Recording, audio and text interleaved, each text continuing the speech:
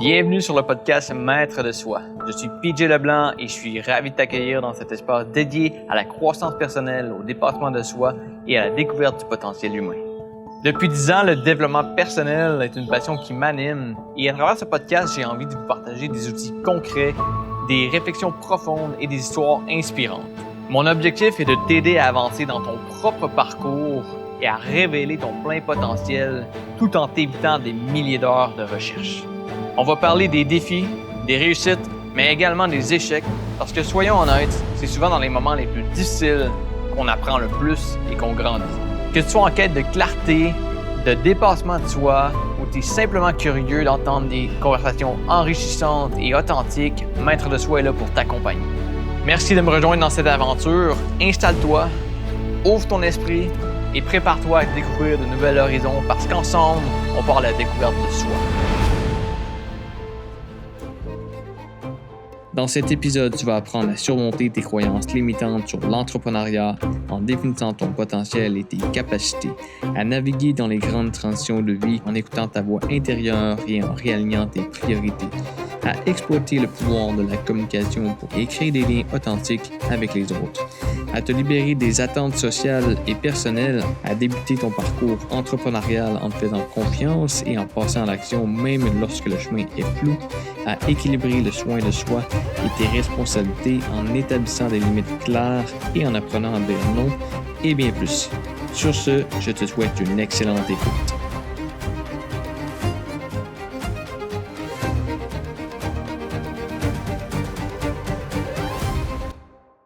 Merci de vouloir faire partie de cette aventure-là, Maître de soi, puis vouloir partager avec les gens ton histoire, tes enjeux, tes succès pour potentiellement inspirer les gens à prendre action dans leur vie. J'ai entendu ta conférence Open Mic, ça m'a touché quand même. Et puis pour les gens qui écoutent le podcast, qui ne te connaissent pas nécessairement encore, peux-tu nous donner un background, un topo de d'où ça part, l'histoire de Sonia, puis où est-ce que c'est rendu aujourd'hui? Premièrement, merci d'être là et de m'accueillir. C'est très apprécié aussi de mon côté. Ça pourrait être très long, mais je dirais que je suis une fille qui est native de Lac-Mégantic en Estrie. J'ai 3 enfants qui sont grands maintenant. Et pour ma petite histoire de je suis qui moi, je suis quelqu'un qui a toujours cru qu'il n'était pas entrepreneur, qui n'avait pas les morceaux qu'il fallait pour être entrepreneur, parce que c'était ancré très profond dans mes croyances. Qu'est-ce que j'avais comme idée d'un entrepreneuriat? Je ne sais même plus aujourd'hui, tellement ça ne fait plus partie de ma vie, cette croyance-là, mais c'était très fort à ce moment-là. Donc, j'ai été salariée pendant les 24 premières années de ma vie de graphiste, parce que je suis graphiste de formation. Ouais. Et je me suis plu dans ça en étant salariée, parce que j'étais convaincue que je n'avais pas ce qu'il fallait pour être autre chose. Donc, et à un moment donné, en 2020, est arrivée une espèce de chose que tout le monde connaît maintenant, la pandémie. Et tout le monde dit à cause. Moi, je dis grâce à la pandémie, j'ai réalisé que j'étais plus bien dans ma vie, malgré le fait que j'avais tout ce que j'avais toujours voulu. J'étais plus bien dans ma vie et je savais pas ce que je voulais, mais surtout ce que je voulais plus. Et j'ai fait un peu, sur un coup de cœur, une formation en communication, qui m'a révélé que pour trouver ma voix VOIE, je devais écouter ma voix VOIX. Et ça a été le point de départ de la Sonia 2.0. Ouais. Qu'est-ce qui fait que pendant la majorité de ta vie, tu t'es senti bien, peut-être à ta place avec cet emploi-là, puis qu'en pleine pandémie, ça a comme switché? Moi, j'ai l'impression et même la certitude que quand on est pris dans une espèce de tourbillon, que ce soit en plein milieu d'une vraie tempête au niveau de la température ou une tempête humaine, on ne peut pas voir qu'est-ce qui va pas bien. Puis on avance trop vite. T'sais, c'est un peu comme quand c'est l'autoroute à 120 km/h. Ouais. Tu peux pas lire ce qui est écrit tout petit sur les panneaux. Mais si tu prends la peine de t'arrêter, tu vas voir les numéros de sortie puis tu vas savoir ton chemin. C'est un peu le même principe qui m'est arrivé. En 2020, tout a arrêté. T'étais forcé de prendre J'ai pas eu le choix. Parce que moi, j'étais vraiment la maman très engagée. Mon rôle de maman, je pense, m'a nourri énormément, me nourrit encore. Ouais. Mais là, vu que mes enfants sont plus grands, ben, j'ai besoin de me nourrir d'autres choses. Parce qu'à un moment donné, ils ont besoin de leur indépendance et c'est parfait ainsi. Mais ça m'a nourri énormément. Je suis devenue la bénévole de toutes les activités des enfants, la présidente du club de gymnastique, la présidente du comité d'école, en plus de mon travail à temps plein que j'avais comme salarié. Fait que j'avais pas le temps de me questionner si j'étais bien ou pas. Puis quand une question avait envie d'arriver, puis de monter, puis de me dire « T'es peut-être pas bien », je la repoussais. Je me disais « Non, j'ai pas le temps. J'ai pas le temps de gérer ça. » Qu'est-ce qui t'a tiré dans cet emploi du sang-là très chargé? Ben, ça fait partie de moi. Je suis une personne très engagée. Ça fait partie de mes valeurs. Okay. L'engagement, pour moi, c'est important. Et je ne parle pas nécessairement de l'engagement amoureux. Ouais. Ça en fait partie, mais c'est pas ça aujourd'hui que je parle. C'est vraiment, si moi, je choisis de faire quelque chose, je vais être le meilleur soldat au combat. Même si c'est pas nécessairement le choix que je fais avec mon cœur, mais si je choisis de lever la main, je vais le faire. Okay. Et il y a plein de fois dans ma vie que moi, je pensais que si personne levait la main autour de la table, ça devait être parce que c'était à mon tour. OK. Fait que je levais la main. Ouais. Et il y a même des fois que j'avais vraiment pas envie. Mais je levais la main quand même parce que je me disais, il faut que ça se fasse. C'était contre nature. Oui. Puis même si c'était quelque chose que j'avais pas envie, vu que je suis d'un naturel très engagé, ben je le faisais à perfection. Ouais. Et là, les gens, ils disaient, ben tu vois, t'as bien fait de le faire, t'es bonne. Fait que là, tu dis, donc, il faut voir que je suis bonne. Puis la fois d'après, même si moi, je levais pas la main, ben les autres, ils me poussaient puis ils me disaient, hey, fais-le, tu l'as fait la dernière fois. Ouais. T'étais bonne. Puis l'humain a besoin de reconnaissance. Fait que je t'ai reconnu. Même si c'était pas quelque chose que j'aimais, je t'ai reconnu. Ouais. Fait que tu dis, je vais le faire. Puis on dirait qu'à un moment donné, je me posais plus de questions. Tu sais, est-ce que je le faisais pour moi, je le faisais pour les autres? Tu sais, puis les autres, c'était l'âge, là. Tu sais, c'était mon employeur, mes collègues, le père de mes enfants, mes parents, mes amis. Les autres étaient très, très larges, sauf moi. Les gens connaissaient la Sonia avec un certain masque qui n'était peut-être pas le tien. Puis à force d'opérer avec ce masque-là, c'est comme devenu quasiment ta réalité, puis c'est ce que les gens pensaient, dans le fond. Ben oui, c'est comme à un moment donné, à force de savoir ce masque-là, c'est comme si tu sais plus t'es qui quand tu l'enlèves. Ouais. Fait que en direct, tu finis par choisir volontairement de ne pas l'enlever. Dirais-tu que c'est en pleine pandémie que tu as enlevé le masque? Ben, j'ai pas eu le choix parce qu'il y a plein de choses reliées à ce masque-là qui sont tombées. Puis moi, ce que je donne souvent comme exemple, quand je fais une conférence, l'autre fois, je l'ai pas donné parce que c'était une petite, là. Ouais. Mais j'ai dit, tu sais, moi, je me sentais comme dans une case. Puis souvent, la société nous met dans une case. Et j'avais rentré le plus de choses possibles dans ma petite case. Mais là, avec la pandémie, les murs sont tombés. Que tout est parti. Parce que si tu as une planche de bois, là, puis tu essayes de mettre de l'eau dessus, là, elle va pas rester, l'eau, elle va s'en aller, même du sable, peu importe. Ouais. Fait que c'est un peu ça qui est arrivé dans mon cas avec la pandémie. Fait que toutes les choses pour lesquelles j'avais une responsabilité, ben j'en avais plus. Oui, il me restait mes enfants, il me restait ma maison, ma relation avec mon conjoint de l'époque, mais ça, on était confinés ensemble 24 heures sur 24. Fait que c'était pas si difficile que ça à garder. T'sais, parce qu'on était tous ensemble. Exact. Mais tous mes autres engagements, au niveau du travail, du bénévolat, tout ça, j'en avais plus. Comment tu t'es senti à ce moment-là? Ben, au début, j'ai eu le syndrome de, un peu comme tout le monde, là. Je me suis mis à faire le grand ménage de partout. Ouais. Je me suis mis à faire du pain que j'avais jamais fait. Je faisais l'épicerie pour mes parents, mes beaux-parents. Tu sais, je meublais mes journées, là, disons. Mais à un moment donné, après un certain temps, ben, ça fait son temps. Là. Tu sais plus qu'est-ce que tu peux faire, là. Tu sais, je veux dire, tu ne referas pas 2 fois le ménage du même garde-robe, là. Il n'y a comme pas eu le temps de se ressalir, tu sais. C'est ça. Des fois, même d'une année à l'autre, il ne se salit pas tant. Ouais. Fait que là, après 3 semaines, il n'est pas de nouveau prêt à être renettoyé. Mais tu sais, j'étais quand même... j'allais marcher, j'étais quand même relativement bien.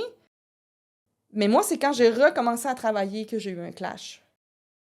Parce qu'on dirait que vu que j'ai eu un arrêt, là, quand j'ai recommencé à travailler, j'ai pas été arrêtée si longtemps, j'ai été arrêtée 6 semaines. Comparé de beaucoup de gens, c'est pas beaucoup. Ouais. Parce que je travaillais dans une imprimerie à l'époque, puis on a recommencé, on travaillait 3 jours semaine là, pour imprimer des choses qui était comme essentiel. OK, oui, il y a beaucoup d'imprimeries qui ont fait... Ouais, c'est ça. Ouais. Exactement. Ok. Donc, mais là, quand j'ai recommencé à travailler, c'est là que j'ai réalisé que j'étais plus bien.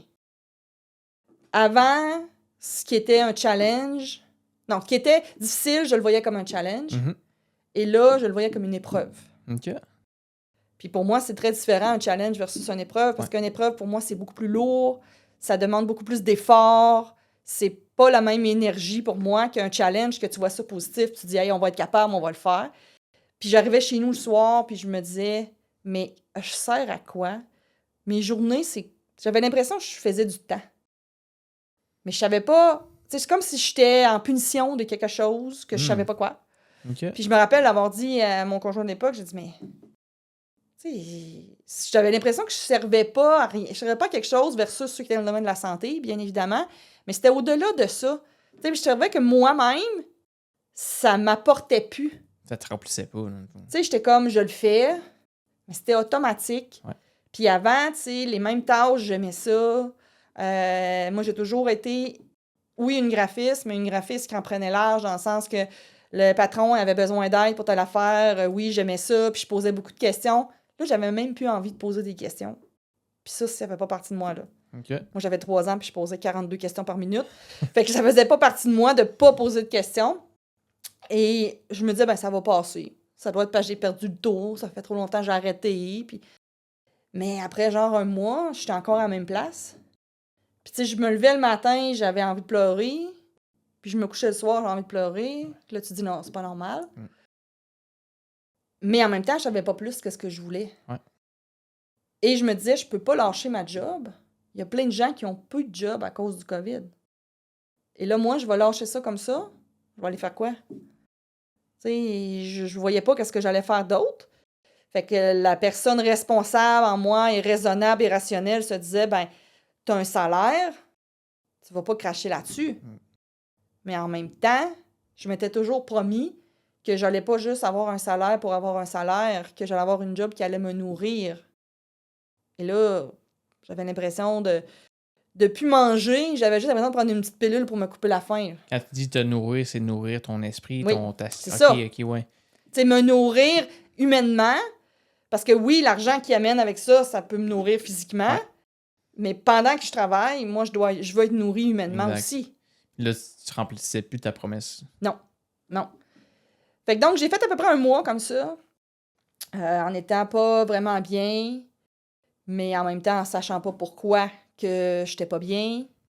Puis moi, le besoin de comprendre est très important dans ma vie, fait que je trouvais ça difficile de pas comprendre. Ouais. Tu sais, je me disais, mais voyons, mais pourquoi? C'est quoi la différence? Tu sais, mais avec le recul, j'ai un doute, c'est que, tu sais, là, il y avait plus aucun client qui venait non plus, j'avais plus beaucoup de contacts humains parce que le monde restait chez eux. Mm-hmm. Fait que moi, le contact humain est très, très, très important. Ouais. Mais à ce moment-là, tu sais, j'avais pas réalisé qu'il y avait ça. Il y avait pas juste ça, mais il y avait ça.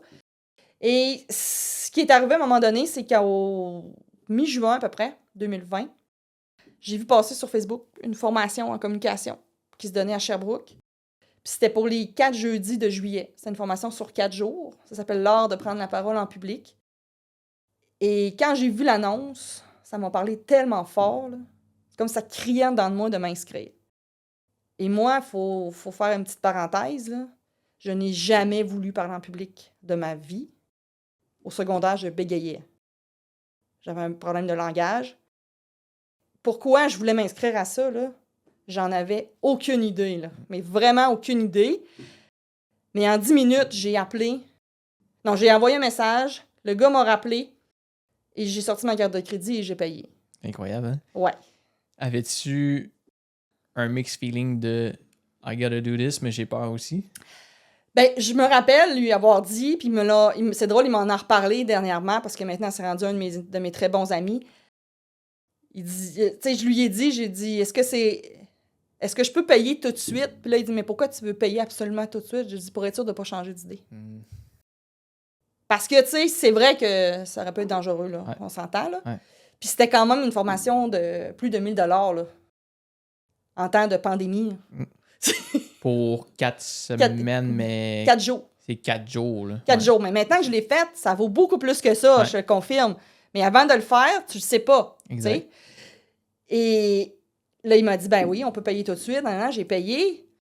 Mais moi, je me sentais comme si j'avais reçu un cadeau, mais je savais pas c'était quoi. Tu sais, comme quand, mettons, t'es un petit enfant, là, puis que tu vois en dessous du sapin que le plus gros cadeau, là, c'est ton nom qu'il y a dessus. Mais tu sais pas ce qu'il y a dedans. Ouais. Mais t'es juste tout content d'avoir le plus gros de la gang. Ouais. Peu importe ce qu'il y a dedans, là. Toi, t'es heureux, là, puis t'as juste hâte à Noël de voir c'est quoi qu'il y a dans le gros cadeau. Ben là, je me sentais comme ça. Puis je me sentais comme ça faisait longtemps que je m'étais pas sentie euphorique comme ça, là. Ouais. Vraiment, là, tu sais. Dirais-tu que dans la vie, t'es plus attiré ou t'es plus poussé? Bonne question. Je dirais qu'avant, j'aurais répondu que j'étais plus... Ben, la première partie de ma vie, en fait, Ouais. j'ai l'impression que j'étais plus poussée. OK. Là, maintenant, je suis plus attirée. OK. Parce que je trouve que attirée, c'est moi qui décide où ce que je vais quand même. Ouais. Tandis qu'avant, il y a plein de fois que je décidais pas. OK. Tu sentais plus... Comment tu te sentais? Ben, j'avais l'impression que je faisais ce que je devais faire. Tu sais, moi, j'ai toujours été la fille qui correspondait aux attentes. Les attentes des autres, les attentes que je pensais que les autres avaient, et mes attentes. Fait que ça faisait beaucoup d'attentes. Selon toi, cette espèce de pensée-là provient de où? Ben, provient... c'est sûr qu'il y a une partie qui vient de l'éducation, là. Je veux dire, moi, je suis une plus vieille de famille. Quand j'étais petite, ben même aujourd'hui, je suis quand même pas la plus... je suis pas la fille qui va mettre sa vie en danger tous les jours, là. Mais je veux dire, j'étais de naturel très responsable, raisonnable. Je pense que ça a été accentué parce que j'étais la plus vieille de famille. Fait que, tu sais, donne un exemple, sois gentil. Tu sais, ton frère il est plus petit, il comprend pas, partage. C'est correct, là, je veux dire. Je l'ai probablement fait avec mes enfants aussi. Puis je dis pas que mes parents n'ont pas été corrects, là. C'est pas ça du tout, mais ça reste que ça vient... Pour moi, qui avait cette tendance-là, en dedans de moi, dans mon ADN, ben c'est venu comme accentuer ça. Puis à chaque fois que que je faisais une bonne action, ben j'avais une petite étoile dans mon cahier. Et là, j'ai envie d'en avoir une autre. Ouais. Là, t'enregistres rapidement que si t'es la Sonia gentille et responsable, ben t'as plus d'étoiles que si t'es la Sonia qui fait un mauvais coup. Même si des fois, un mauvais coup n'est pas nécessairement un mauvais coup, mais moi, j'étais tellement dans mon cadre de respecter les attentes, tout ça, ben pour moi, ce qui était un mauvais coup, peut-être que les autres auraient fait comme, ben t'es juste vivante. Tu comprends? Ouais. Fait que c'est comme une validation extérieure, Ben puis oui. faire attention pour pas comme... Ben, tu sais, c'est parce que t'es habitué de marcher dans ce chemin-là, puis ça va bien. Fait que pourquoi tu ferais exprès pour aller prendre le risque de te faire taper ses doigts en sortant du chemin? Mais c'est pas obligé que tu te fasses taper ses doigts si tu sors du chemin. Quand tu as fait ton cours à Sherbrooke, t'avais à peu près quel âge? J'avais 44. OK. C'est-tu là, le fameux, pas loin de là, le fameux midlife crisis? Ben, c'est sûr que ça coïncide avec la crise de la quarantaine. Ouais, c'est ça. Mais non, mais c'est ça. Mais moi, ce qui est arrivé au cours de communication, parce que c'est ça qui est drôle, parce que, tu sais, moi, je me suis inscrite à ça sans savoir pourquoi. J'avais aucune idée. Puis je me rappelle être arrivée chez nous le soir, puis avoir dit ça à mon conjoint, puis il m'a dit, mais qu'est-ce que tu vas aller faire là? Puis depuis quand tu vas être conférencière? J'ai dit, ben, je veux pas être conférencière. Alors qu'aujourd'hui, je le suis, mais ça, c'était à cette époque-là, c'était pas ça le but. C'est quand même spécial. Tu sais? Puis j'ai dit, je sais pas pourquoi, mais je le sais que je veux le faire. Et je sais pas si toi, tu t'intéresses aux synchronicités de la vie ou aux petits clins d'œil que la vie nous fait, mais... Les genres de signes qu'on se fait envoyer, quand même. Mais, tu sais, moi, j'ai payé ça, rapidement. Puis à cette époque-là, je faisais, comme je disais tantôt, l'épicerie pour mes parents, mes beaux-parents, parce qu'ils sortaient pas. Et ma mère, à toutes les 3-4 semaines, elle me faisait un chèque. Tu sais, elle faisait pas de virement, là. Elle me faisait un chèque. Ouais. Et la même semaine, elle m'a fait un chèque beaucoup trop élevé. Puis là, j'ai dit, mais maman, tu t'es trompée? Elle dit, non. Elle dit, on a décidé, moi et ton père, qu'on vous donnait chacun un petit montant, puis tu feras ce que tu veux avec. Elle dit, je veux pas que tu mets du gaz, rien, là. Tu fais-toi plaisir. Je dis, qu'est-ce que tu veux que je fasse? Là, il n'y a rien, tout est fermé. Ben, quand j'ai vu passer mon relevé de carte de crédit et le chèque dans mon compte en banque, c'est à ce moment-là, c'était le même montant, Incroyable. égal, scène à scène. Voyons donc. Fait que, tu sais... Ouais, écoute, c'est... On pourrait dire c'est le hasard, on pourrait dire c'est pas le hasard, mais les chances... C'est ça. Mais c'est vraiment quand j'ai vu les deux, quand j'étais allée, mettons, payer ma carte de crédit, mes affaires, j'ai dit, t'as peu? Comment ça, j'ai 2 fois le même montant? Et là, je dis, oh, OK, là, je viens d'avoir quelque chose qui m'a envoyé que c'était la bonne chose, là. C'est ça, j'allais te dire. C'est comme si la vie était comme, yes, c'est le bon chemin. Là, C'est la bonne chose, là. Ça peut pas être plus que ça, là. Ouais. Fait que bref, j'ai fait le cours, puis quand je suis arrivée dans le cours, c'est là que j'ai... Après, peut-être rendu à la 3e journée, à peu près, j'ai compris pourquoi j'étais là. OK. J'ai compris que ça l'a servi à, premièrement, me rappeler que moi, j'aimais ça apprendre, j'aimais ça découvrir, j'aimais ça comprendre, et que j'avais des choses à dire et que je m'autorisais pas à les dire. Qu'est-ce qui faisait que tu t'empêchais? Parce que, en fait, la raison pourquoi j'avais commencé à bégayer au secondaire, il n'y a rien de prouvé là-dedans, là, mais moi, je pense qu'il y a beaucoup de... Parce que, tu sais, moi, j'avais pas aucun problème physique, là. Tu sais, c'était pas une affaire de langage physique, là. Ça a commencé tout d'un coup. OK. Fait que ça, c'est parce que ça a le rapport avec quelque chose d'émotif, là. Et le Noël de mes 13 ans, quand j'avais mon grand-père, j'ai voulu parler devant tout le monde au party de Noël. Et je me suis enfargée dans des mots. Et il m'a clairement dit de sa voix autoritaire, quand on n'est pas capable de parler, on parle pas. Et après ça, j'ai commencé à bégayer. Fait que c'est sûr que moi, je pense qu'il y a un lien. À ce moment-là, j'avais pas fait le lien, mais maintenant, du haut de la femme adulte que je suis, je le fais. Fait que moi, j'ai l'impression que le cours de communication que j'ai fait en 2020 m'a redonné la clé pour ouvrir la porte qui avait été fermée quand j'avais 13 ans. C'est incroyable à quel point les mots peuvent avoir de l'impact. Ouais. Ça, c'est des choses que les gens me disent quand ils lisent le livre que j'ai publié, parce que moi, il y a plein de fois qui ont des mots qui m'ont marqué. Mais quand c'est nous qui les dit à quelqu'un, on se rend pas compte à quel point c'est marquant. Mais la personne qui les reçoit, ça va la marquer positivement ou négativement, mais elle va s'en rappeler. Ouais. Elle va se dire, hey, tu m'as dit ça il y a 2 ans, là, ça m'a shaké. Là, je t'ai dit ça, mais non, oui, tu m'as dit ça. Mais tu sais, nous, on a dit ça comme ça, là. Puis des fois, c'est plus comme banal pour la personne qui le dit, puis elle peut pas nécessairement comprendre l'effet que ça a eu parce que l'autre personne qui reçoit le message a ses propres expériences de vie, ses propres insécurités. Fait que le même message qui va être dit à une personne va être reçu d'une manière différente, aura pas le même impact. Peut-être que pour une personne, ça va passer complètement dans le beurre, mais que pour toi, ça a comme... Ben c'est ça. Puis peut-être qu'elle dirait ça la semaine passée versus aujourd'hui, tu l'aurais pas reçu de la même façon non plus. Tu sais, ça dépend de comment, dans quelle émotion tu es aujourd'hui, qu'est-ce que tu as vécu. Mais en même temps, l'impact des mots est fort. Ouais. On s'en rend pas compte, mais l'impact des mots est très fort, tu sais. Fait que moi, c'est ça m'a fait vraiment du bien. Et j'ai réalisé que, oui, j'avais des choses à dire et que j'étais autorisée à les dire. Et qu'en plus, les gens trouvaient ça intéressant. Parce que moi, j'avais l'impression que c'était pas intéressant. Parce que parce que dans ce cours-là, c'est vraiment axé beaucoup sur la pratique. On fait 2 exposés par jour. Et les gens riaient, les gens trouvaient ça intéressant. Et moi, j'étais comme, ben voyons, je fais juste raconter l'anecdote qui m'est arrivée. Là, ben, le coach, il me disait, oui, mais tu le racontes bien. T'as un sens du punch, t'es capable de raconter. C'est sûr qu'au début, tu sais, je regardais pas les gens dans les yeux, j'étais gênée, mais au fil de la formation, ça s'est développé, c'est sûr. Puis quand tu réalises que ce que tu dis, les gens, ils n'ont pas envie de sortir de la classe, puis ils n'ont pas juste hâte que ça soit fini, t'as envie de plus les regarder aussi. Exact. Tu sais, si les gens, ils n'ont pas de l'air intéressés, ben, t'as juste hâte d'avoir fini. Aussi.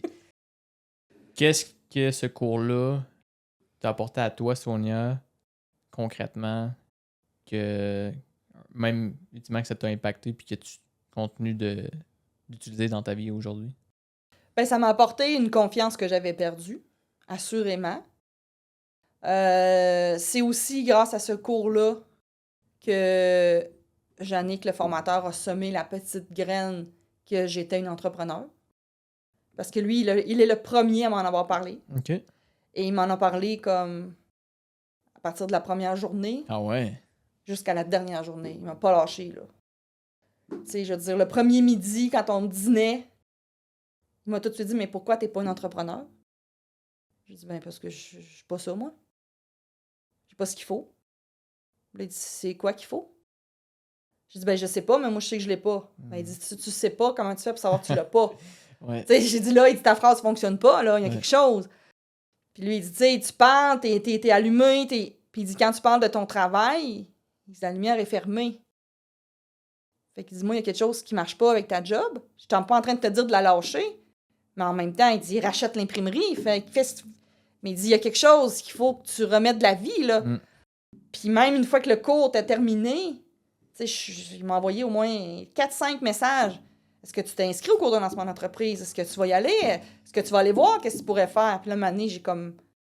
Dans la même fin de semaine, lui m'en a parlé, ma soeur m'en a parlé, puis une de mes amies, j'ai comme fait, bon, ben OK, je vais abdiquer, je vais m'inscrire, en sachant pas pourquoi j'y allais.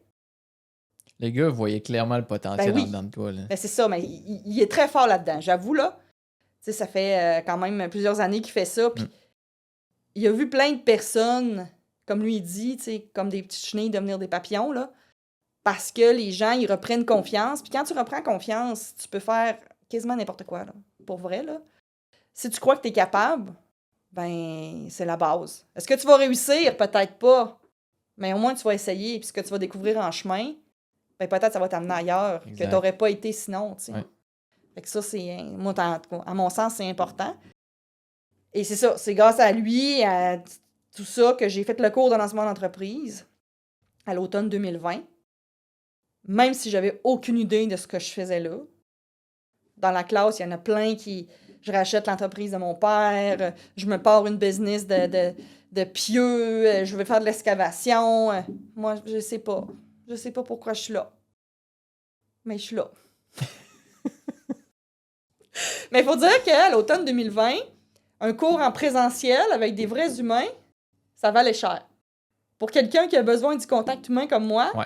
Fait que juste pour ça, je savais que 2 soirs par semaine, je sortais de chez nous, je voyais 15 autres humains. Fait que c'était intéressant quand même. Même si on avait des masques, s'il fallait qu'on se déplace, mais quand même. Et à partir de la mi-session, j'ai réalisé, OK, je peux être un entrepreneur. Je n'ai pas besoin d'avoir des morceaux de plus. Je suis assez. Qu'est-ce qui a fait que tu as eu cette réalisation-là? Ben, la prof qui donnait ce cours-là, à cette époque-là, elle a sa formation en PNL, puis en toutes sortes d'autres affaires par rapport au développement personnel, en plus de ce qu'elle faisait. Et elle était très axée sur les premières semaines, sur la découverte de soi, pour de savoir si on est rouge, bleu, jaune, vert dans les personnes, puis tout ça. Et le fait d'avoir retravaillé ça, moi, je pense que ça leur brassait des affaires en dedans de moi. Puis j'ai réalisé que OK, mais ouais, parce que, tu sais, il y a plein de réponses à des questionnaires qui donnaient que je pouvais être entrepreneur, ça, c'est sûr. Mm-hmm. Mais même s'il y avait ça, c'était pas assez, parce que ça, j'avais déjà rempli des petits questionnaires de même pour le fun avant, puis ça donnait les mêmes réponses, là. Ouais. Mais c'est comme si tout d'un coup, je sais pas trop pourquoi, mais le rideau est tombé, puis j'ai vu. J'ai vu que, OK, mais je le suis déjà dans ma vie. Tu comprends? Je le suis dans ma famille et je gère déjà plein d'affaires. Ouais. Je le suis dans mon travail, même si j'ai pas le titre.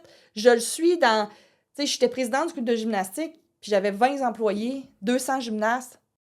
Si c'est pas un entrepreneur, ça, je sais pas c'est quoi. Exact. Tu sais, la seule différence, c'est que ça, c'était bénévole. Mais c'est un entrepreneur pareil. Fait que c'est comme si là, tu sais, comme des gens là, qui vont se mettre à faire des formations en série, là, Mm-hmm. puis qui pensent tout le temps qu'ils sont jamais assez formés pour starter. Ouais. Mais en fait, s'ils startent jamais, ils sauront jamais. Exact. Fait que là, c'est comme si j'ai compris que moi, Sonia, c'était assez. Parce que j'ai tout le temps pensé que j'étais pas assez ou trop. Tu sais, ça dépend, là, OK. dans quelle situation.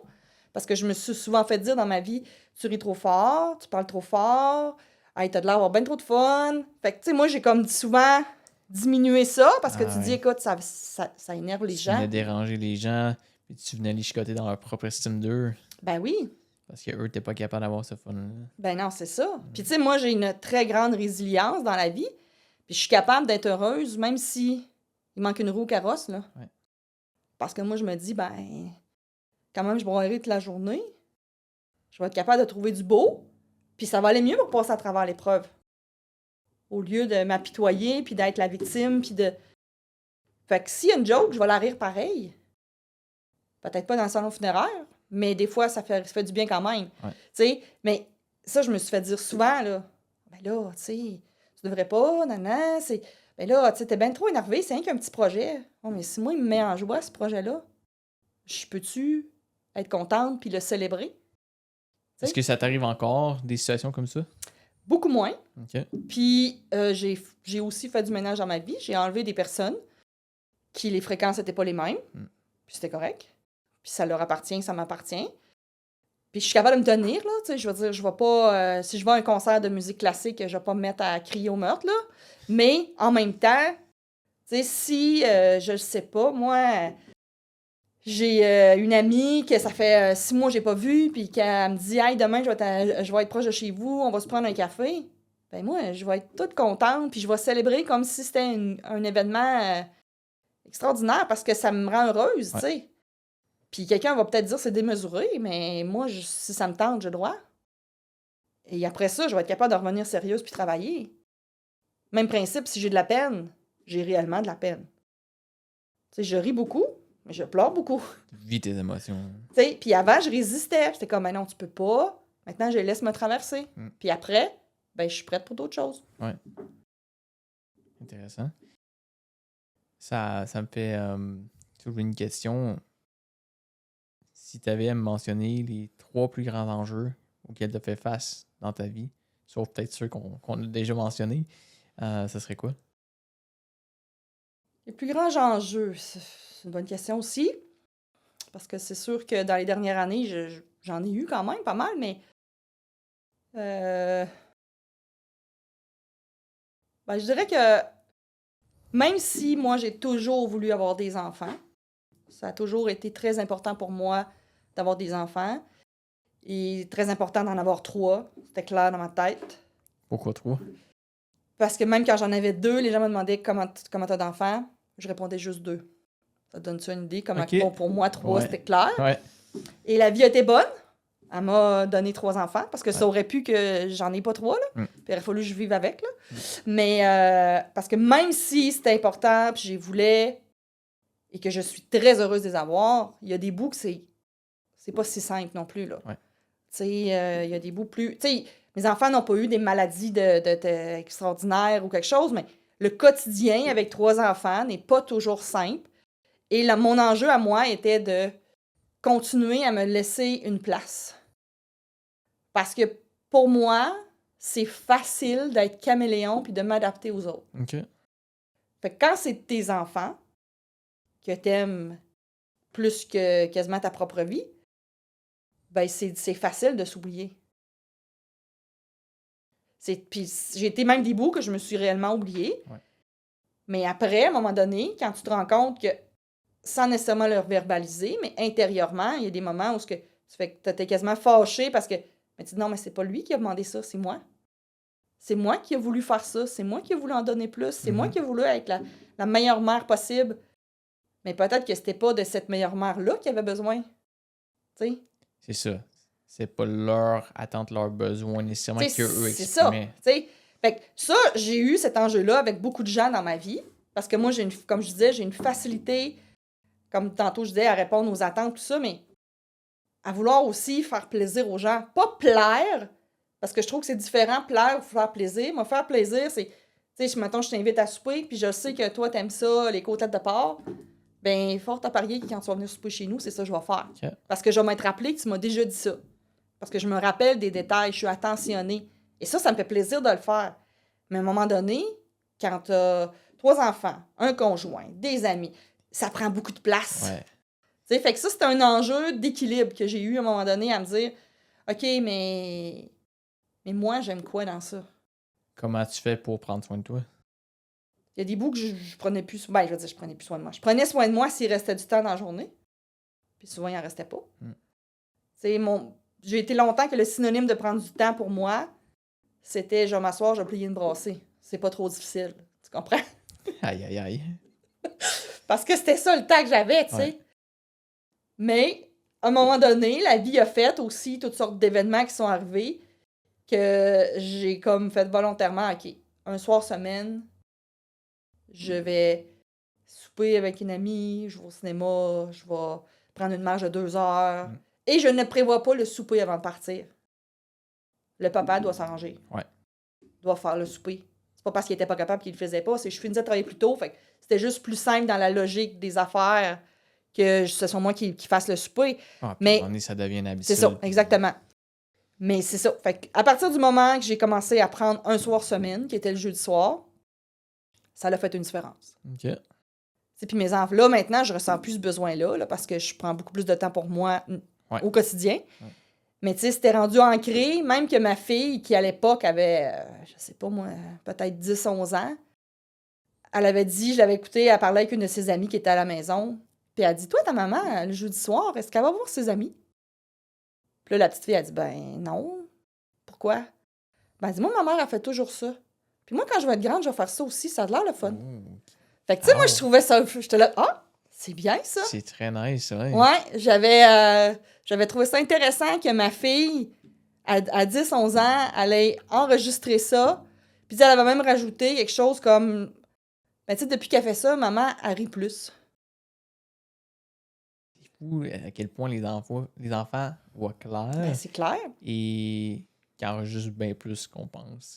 Ben oui, puis des fois, puis moi, je sais que j'ai fait partie de ce genre de parents-là, on se sacrifie au nom de l'enfant en se disant, ben tu sais, c'est un coup à donner, il faut ils vont avoir tout ce qu'ils ont besoin.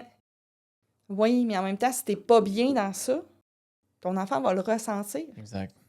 Tu sais, Et l'enfant va beaucoup plus être heureux si le parent est heureux que si le parent lui donne plein de choses qu'il a supposément besoin, mais qu'il est malheureux.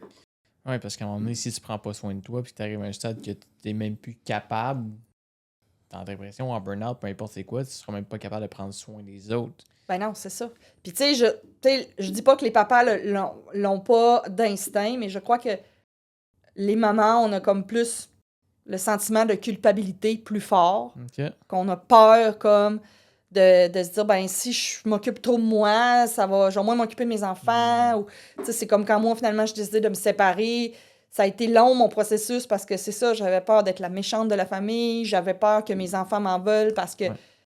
Mais en fait, les enfants, ils sont pas... Il y a personne qui a fait un burn-out ou une dépression parce qu'on s'est séparés. Puis même ma propre fille me l'a dit, tu sais, maman, t'as le droit d'être heureuse toi aussi, là. Exact.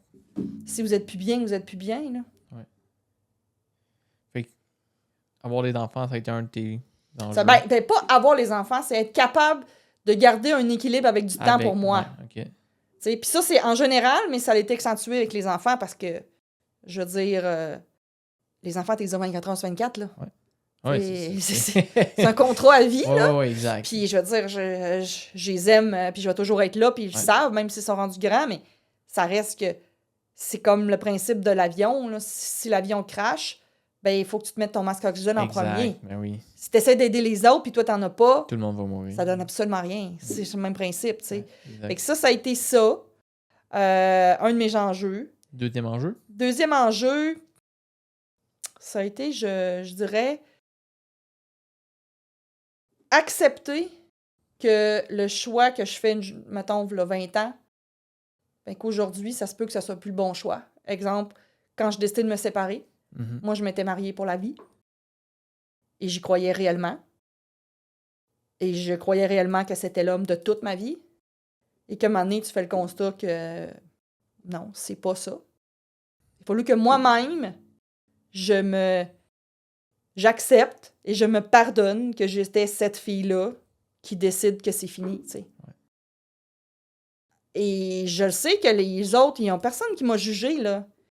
Mais moi, je m'auto-jugeais. Parce que moi, je n'étais pas une fille qui allait briser sa famille, tu comprends?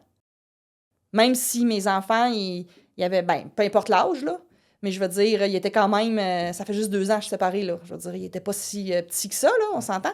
Mais ça m'a pris un temps avant de finalement faire le geste de le faire parce que fallait que moi, j'accepte que c'était OK d'être cette personne-là.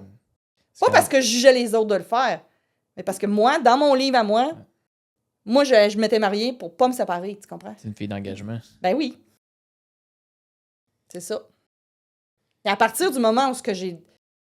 Ben, à un moment donné aussi, la vie m'a fait vivre une situation que j'ai comme fait OK, là, je peux plus, là. Je suis rendue là, là. Parce que, tu sais, tu peux comme te voiler les yeux pendant un bout, puis te dire, ben, c'est normal, ça fait longtemps qu'on est ensemble, c'est plus le... Puis à un moment donné, j'ai été voir une conférence, et la conférencière, elle parlait de sa vie, mais on dirait que c'était ma vie. Et que là, le rideau est tombé, puis j'ai fait comme, OK, si je n'arrête pas, je vais être ça dans pas long. Donc, je peux plus, là. Il y a des clics qui s'est fait. Ouais. Fait qu'à partir de cette journée-là, je suis revenue chez nous le soir, et déjà, je savais que c'était plus ma vie. Moi, je suis vraiment une fille de... C'est comme une de mes amies a dit, je suis une fille que quand il y a un pansement sur une blessure, moi, je l'enlève pas graduel, je fais flac. Ben, en même temps, c'est comme... Ça m'a pris du temps, C'est ça. mais à partir du moment où je le vois, Donc, là, ça se passe. c'est ça. OK. Fait qu'il y a quand même une portion réfléchie. Mais là, à un moment donné, t'es comme, OK, c'est beau, là, j'ai toutes les données qu'il me faut, là, et let's go, on prend une décision. Là. C'est sûr. En étant un de tes enjeux, j'imagine pas seulement dans cette situation-là, mais de faire comme, bon, ça m'a servi dans le passé, maintenant, ça me sert pas. Ben, c'est ça. Parce que vu que je suis très engagée, que l'engagement est genre ma valeur première, parce que ça, je l'ai compris, ça fait peut-être juste 1 an et demi là, que ma valeur première, c'est l'engagement. Okay. Fait que ça m'a fait comme, OK, je comprends telle situation maintenant. Parce que j'étais là, mais pourquoi que ça me sert plus puis je continue? Qu'est-ce que j'ai pas compris, tu sais? Ouais. Mais c'est ça. Parce que moi, tant que je décide de rester engagée, ben je continue. Mm-hmm. Mais la journée que je désengage, je suis la championne du désengagement, par exemple. Mais il faut que je le décide, tu comprends? Fait que donc, c'est ça. Mais dans d'autres situations, tu sais, c'est... Ben, même au niveau de mon travail, tu sais, si la pandémie n'était pas arrivée, même si j'étais... Parce que avant la pandémie, je devais plus être bien non plus. C'est juste que je m'en rendais pas compte. C'est ça. Parce que j'étais engagée là-dedans, puis que moi, c'était normal, puis... Mais si j'avais pas eu cette nature-là aussi forte, ben j'aurais été capable de m'en rendre compte, tu sais. Comment t'approches l'engagement maintenant? Maintenant, tous les projets que je fais ou les personnes que je rencontre volontairement, là, je veux dire, je parle pas des gens que je croise à l'épicerie, là, mais... tu sais, ou quand je t'ai approché pour faire partie du podcast, tu sais, j'y vais beaucoup avec est-ce que c'est lourd, c'est léger? Est-ce que je me sens bien ou je me sens pas bien quand je pense à ça? Même au niveau de mon entreprise, il m'arrive de refuser des contrats parce que je le sens pas. Ouais. Puis je me dis, au pire, je vais perdre de l'argent, mais c'est pas vrai que je vais faire quelque chose que je suis pas bien. Parce que, surtout les projets que je fais, c'est rare que ça dure juste une journée.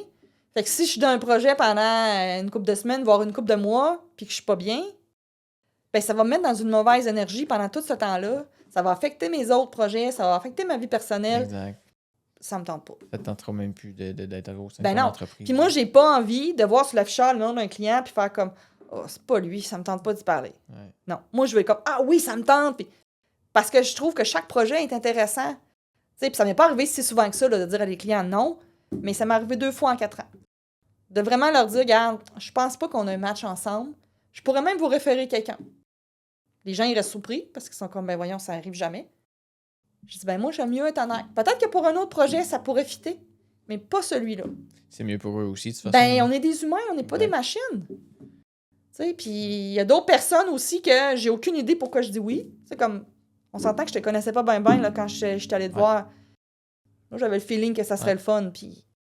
En tout cas, à date, je trouve ça le fun. C'est bon signe. Je sais pas de ton côté, moi, je trouve ça le fun. On va le prendre comme un compliment, c'est certain. Enjeu numéro 3. Enjeu numéro 3. Je sais pas. Honnêtement, je sais pas. Parce que là, je dirais que présentement, mais pas que je fais juste ce que je veux quand je veux tout le temps, là, c'est pas ça, mais je me sens vraiment libre dans ma vie. Ouais. Puis libre dans le grand sens du terme, là. Que, tu sais, oui, je peux être libre de mon horaire, mais au-delà de ça, c'est libre d'être la Sonia que j'ai envie d'être. Fait que ça, tu sais, j'adore ça. Puis je suis consciente que la vie que j'ai aujourd'hui, ben, c'est grâce à tous les choix que j'ai faits. Ouais. Et que, oui, il y a des gens qui m'ont aidé puis qui ont été là, mais en même temps, c'est parce que j'ai choisi qu'ils soient là aussi. Fait que, tu sais, ça, je suis très consciente de ça, puis je l'apprécie. En jeu... Ben, écoute, ça me fait penser, est-ce que des fois, ça te fait peur d'être dans cette situation-là, puis de peut-être retomber dans l'ancienne Sonia? Peut-être que je suis naïve, mais honnêtement, ça me fait pas peur. Et je m'explique dans le sens que, oui, des fois, je peux avoir des petites rechutes, mais une de mes amies dit souvent, ça n'existe pas. Ok, c'est la lumière en arrière. Ça n'existe pas ce mot-là, je pense, mais je trouve que ça dit bien ce que ça veut dire. Une fois que tu sais, tu peux pas te désavoir. Tu sais? Et j'ai l'impression que quand j'ai des petites rechutes, je suis capable de les voir rapidement.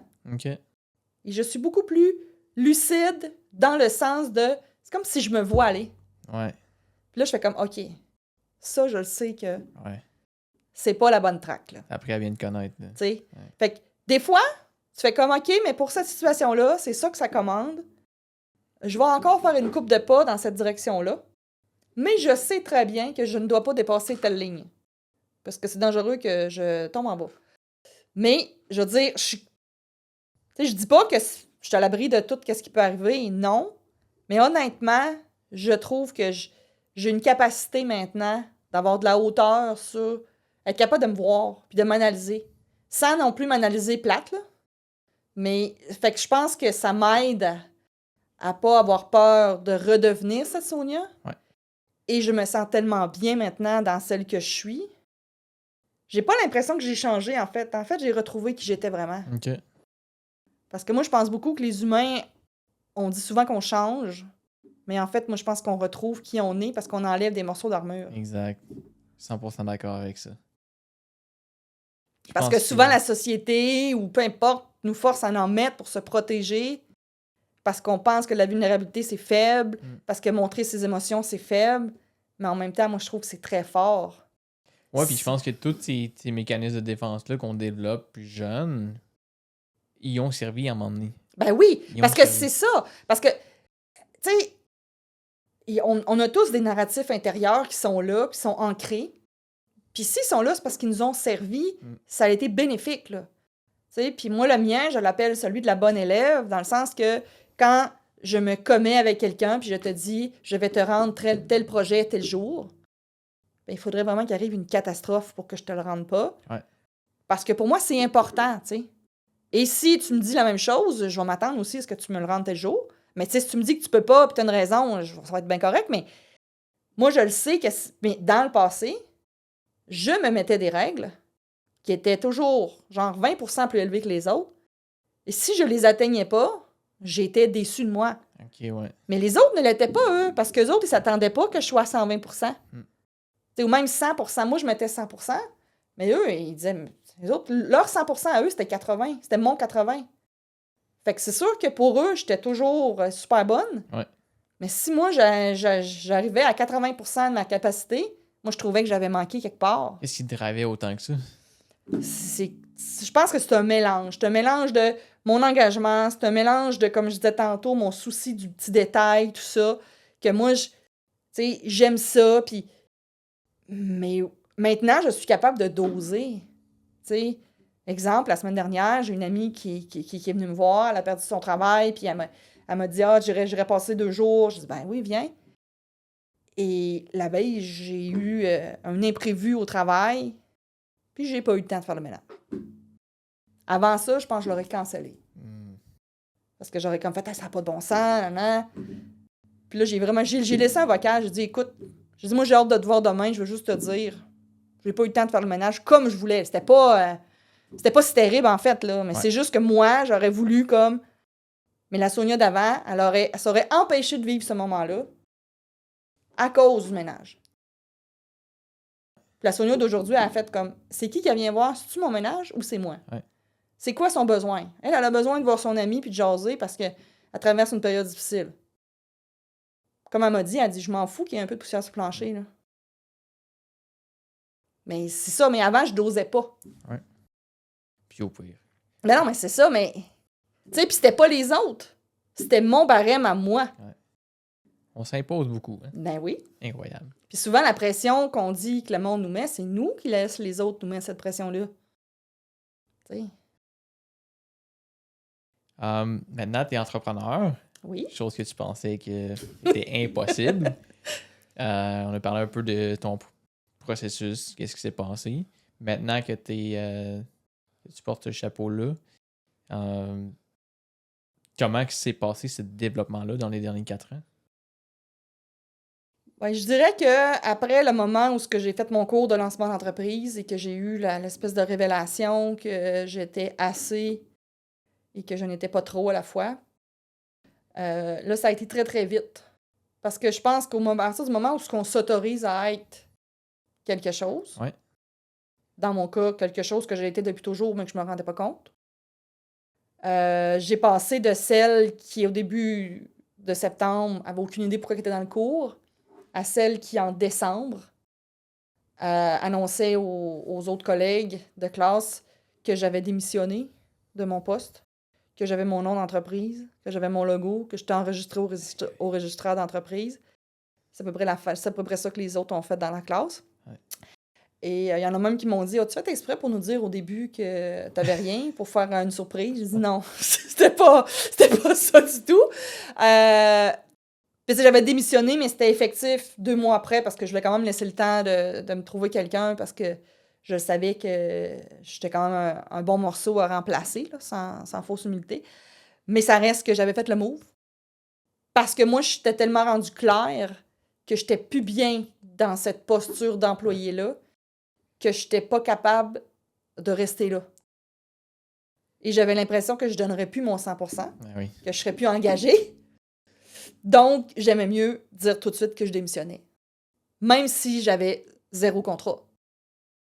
Et c'est d'ailleurs ce que mon conjoint de l'époque a fait. « Mais tu vas faire quoi? Tu n'auras pas de salaire? » J'ai dit « Je fais de la place dans ma vie, ça va arriver. » C'est sûr que lui, dans le domaine financier, cette théorie-là n'est pas la première sur la liste. Et c'est tellement pas tangible que ça peut être difficile pour certaines personnes. Exactement. Mais en même temps, ce que je lui avais répondu et ce que je pense encore aujourd'hui, j'ai dit, mais je ne peux pas travailler 40 heures semaine à un endroit que je ne suis plus bien, avec une mauvaise énergie parce que moi, ça me nourrit plus humainement. Et après ça, être disponible pour avoir des nouveaux clients, puis avoir des contrats, puis bien créer pour eux. Parce que, tu sais, le graphisme, c'est un domaine d'inspiration, là. Si je suis pas bien, je vais pas avoir de l'inspiration, puis je vais pas créer des montages intéressants. Fait que je dis, moi, je trouve que c'est comme pas logique. Mes premiers clients, je vais les faire le soir, la fin de semaine, alors que je suis fatiguée, que je suis pas en bonne énergie. Je trouve que ça part pas bien. Non, exact. Puis moi, en plus, quand on me demandait dans le temps pourquoi je voulais partir, ma réponse était parce que je ne veux plus faire, je veux être. Parce que oui, je continue à faire du graphisme et maintenant je fais aussi de l'événementiel, c'est les 2 volets, mais moi, j'ai envie d'être avec le client. J'ai envie de le connaître. J'ai envie de prendre le temps de jaser avec pour être capable de créer selon ce qu'il a besoin, ce qu'il a envie, ce qu'à l'imprimerie, je trouvais que je ne faisais pas parce que c'était vite, comme dans beaucoup d'imprimeries. C'est pas la faute de ce lieu-là, c'est souvent comme ça. Et que quand tu prends le temps de jaser avec le client, ben c'est pas là que tu fais de l'argent. Fait que tu skips cette bout-là. Mais moi, je me dis que si je connais pas le client, comment je vais faire pour créer, pour que ça reflète son entreprise? Exact. Le client qui vient me voir parce qu'il se part une nouvelle entreprise, qui veut un logo, moi, si je le connais pas moindrement, je sais pas comment que lui, ça va refléter ce qu'il vend.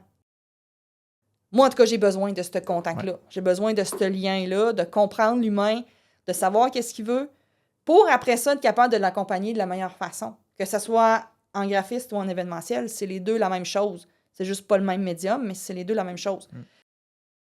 Puis j'ai commencé à partir de janvier, vraiment à temps plein, en janvier 2021, même si mon entreprise était créée depuis la fin novembre 2020.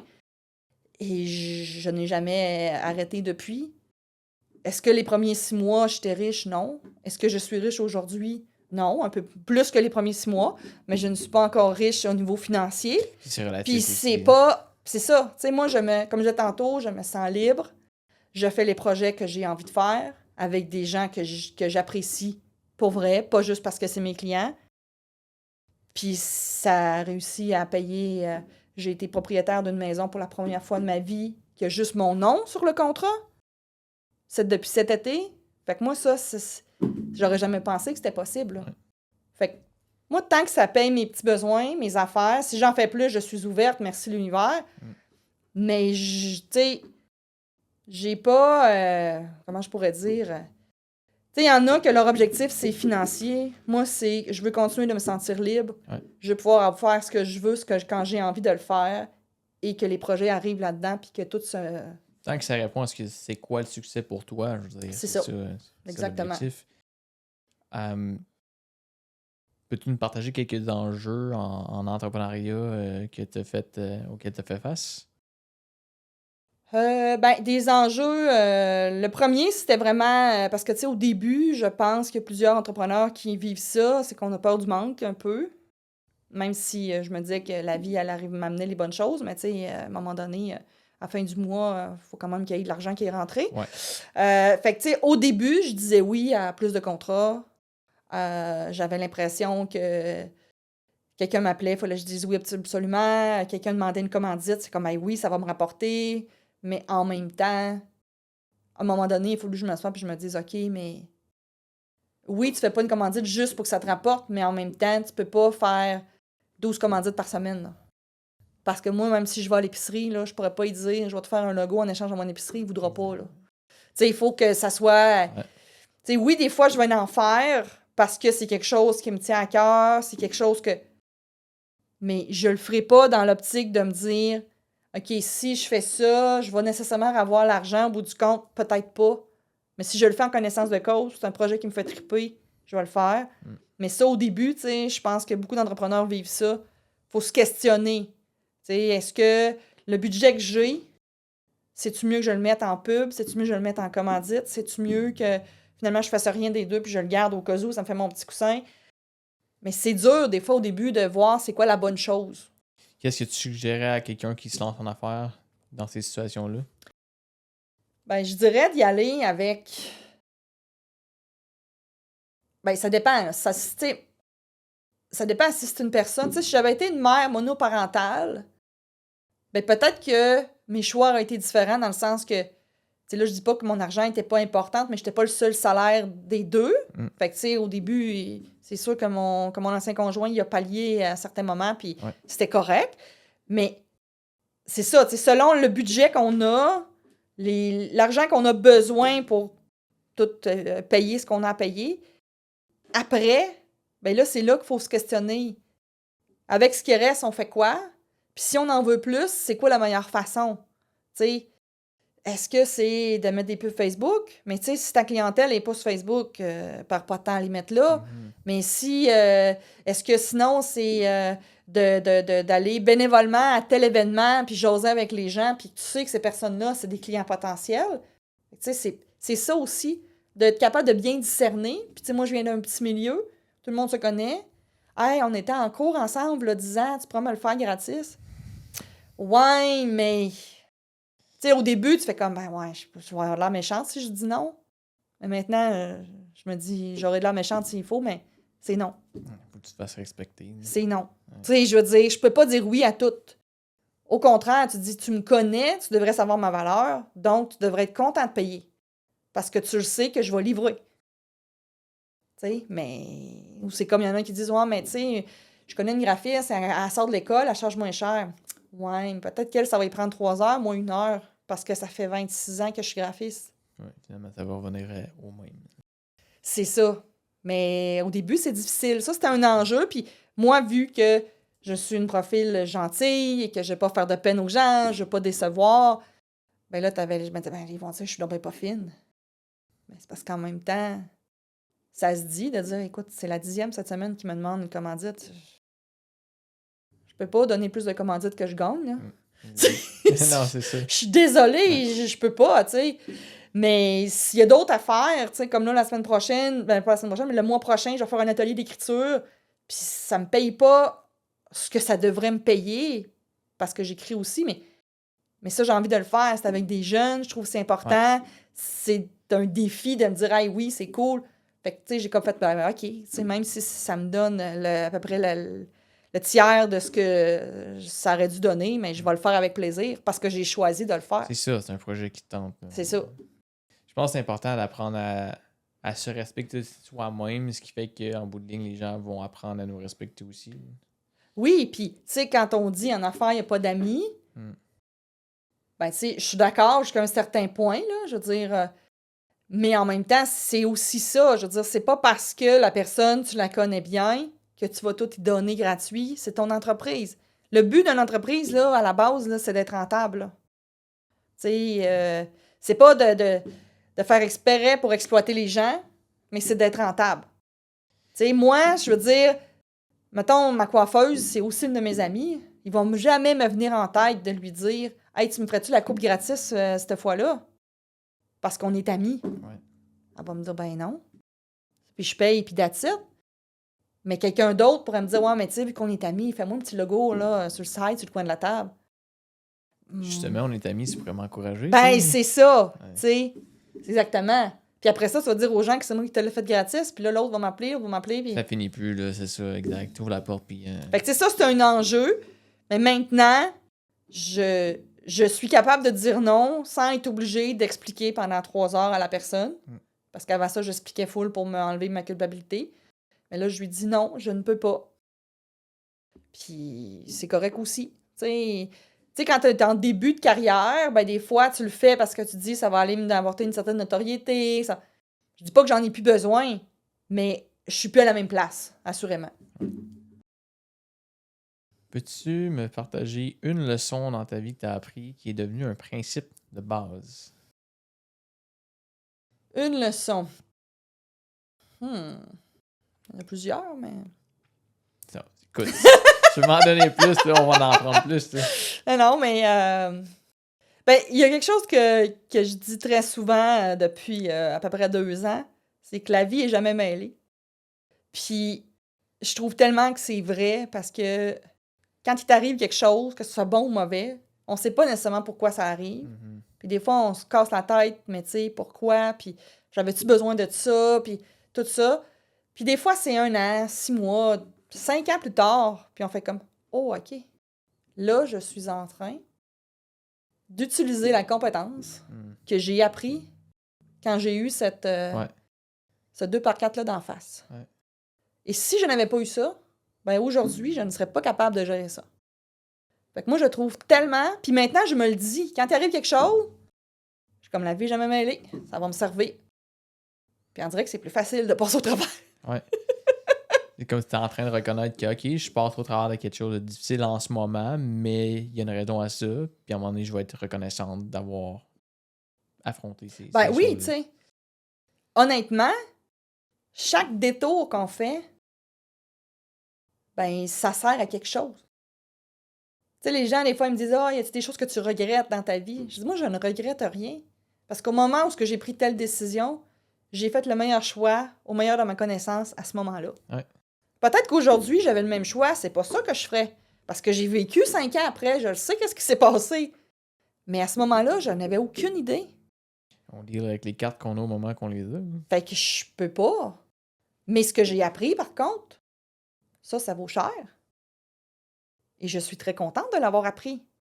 Parce que oui, tu sais, y en a qui me disent « Ah, est-ce que t'aurais dû te séparer avant, peut-être? » Peut-être. Mais peut-être qu'avant, j'étais pas prête.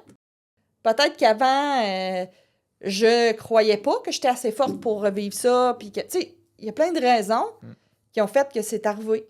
C'est arrivé là. Pourquoi c'est arrivé là? C'est là. Mais je sais que rendu là, j'étais prête parce que tout s'est enclenché.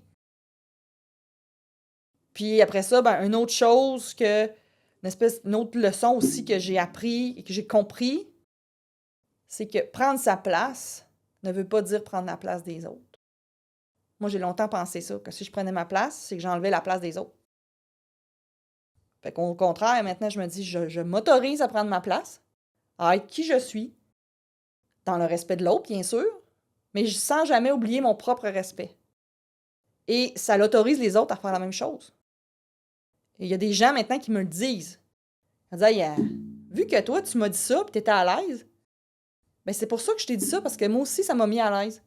Puis là, il y a eu une vraie discussion, une vraie affaire, au lieu d'être juste comme, on fait attention, on sait pas trop, parce que l'autre, il va... Non, non, non, on va se dire les vraies affaires, dans le respect, on n'est pas obligé de mettre des points sur la table puis sortir des gros mots, mais s'il y a quelque chose qui va pas, on va se le dire.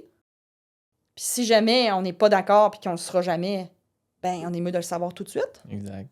Puis si on se le dit puis on est capable d'avoir une entente, ben tant mieux. Mais c'est ça. Moi, avant, comme il faut faire attention. Non.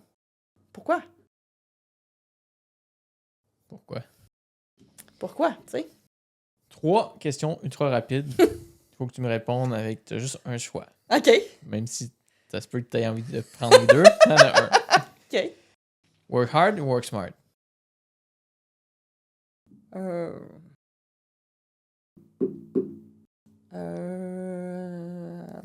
Smart. Smart? Court terme, long terme? Moyen?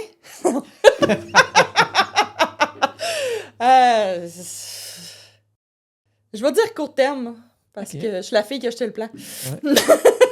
Et rationnel ou intuitive? Intuitive. Ok.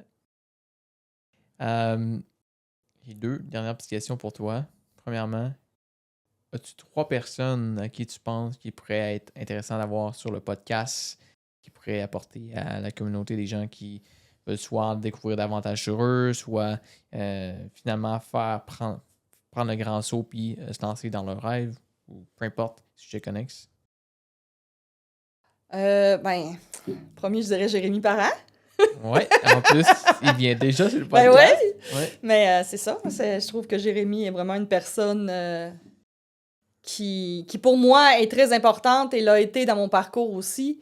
Et lui-même a un parcours très intéressant et riche en rebondissements, en détours qui font de lui une personne vraiment très sensible à l'autre aujourd'hui. Et je trouve que ça, c'est important dans le domaine de l'entrepreneuriat. Et dans la vie en général, mais Ouais. c'est ça. Sinon, deuxième personne, je dirais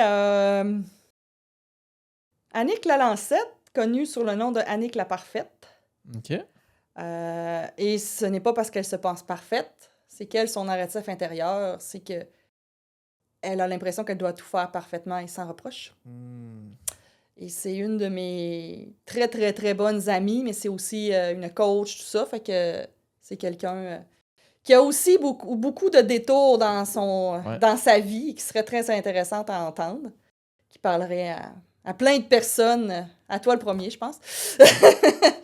Et sinon, je dirais, probablement Jannick Anctil, le propriétaire de Communication Jean Malo. Ouais. C'est sûr que ça boucle la boucle, en plus, avec mon Exact. histoire. Mais oui, probablement que lui, ça serait aussi une personne... OK. Parce que lui aussi, avant d'avoir l'école de communication, il a eu un parcours assez à montagne russe, disons. OK. Intéressant. Merci des partages. Quel conseil aurais-tu pour les gens qui écoutent, qui peut-être se sentent perdus dans leur vie, qui font un peu face au même genre de situation que tu as vécu en pandémie, où tu t'es rendu compte que finalement, tu n'étais peut-être plus à la bonne place?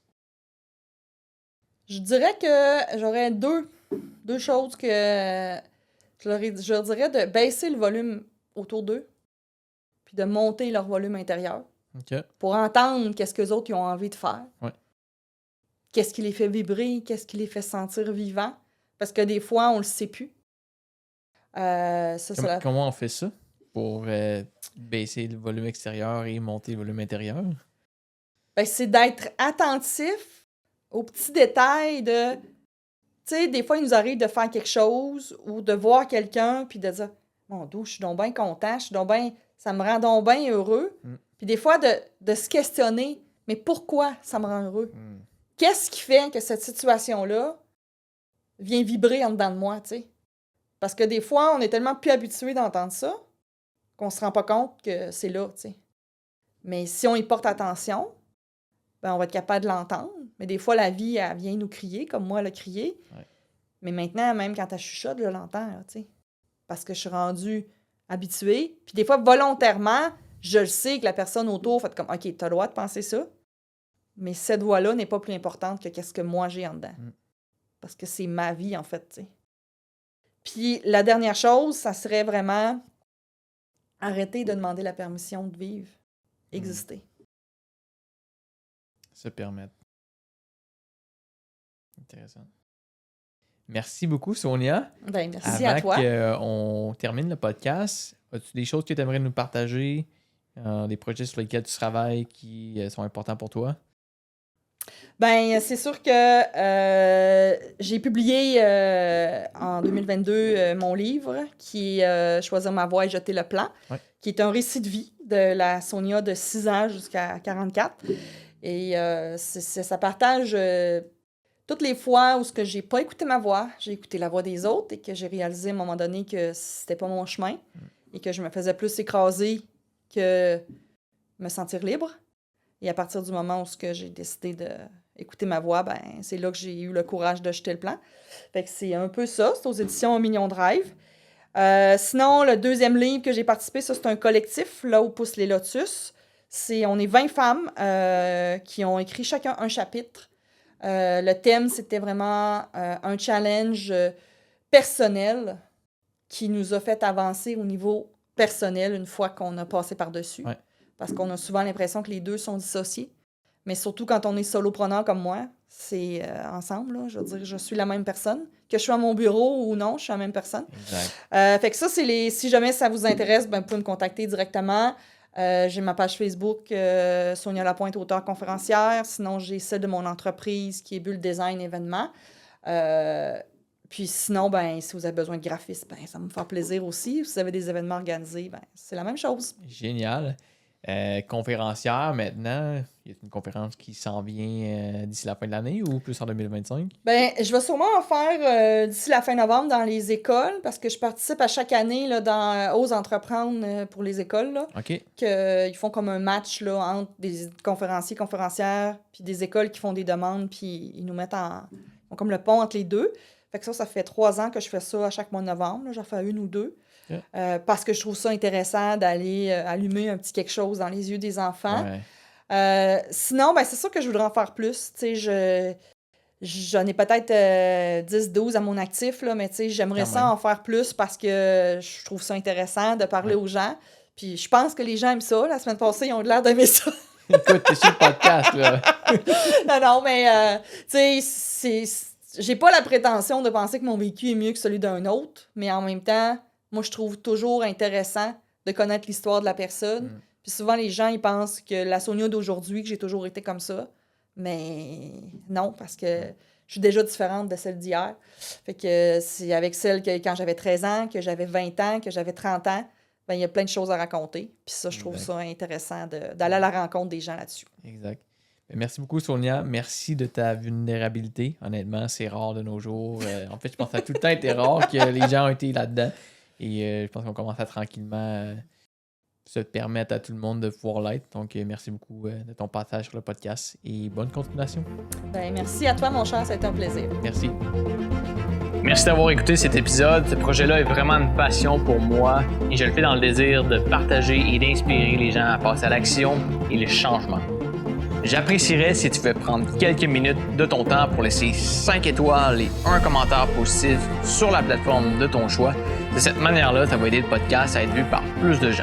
Et finalement, si tu as envie d'être le premier à faire partie d'une communauté maître de soi, je t'invite à m'envoyer un message sur Instagram à maître.de.soi ou encore via le site internet au www.maîtredesoi.com. Cette communauté-là peut te permettre de participer au développement et à l'amélioration du podcast, d'avoir accès à des rencontres exclusives live et présentielles et échanger avec d'autres personnes qui, comme toi, ont envie de grandir en tant qu'être humain et de découvrir leur plein potentiel. Sur ce, on se voit dans un prochain épisode.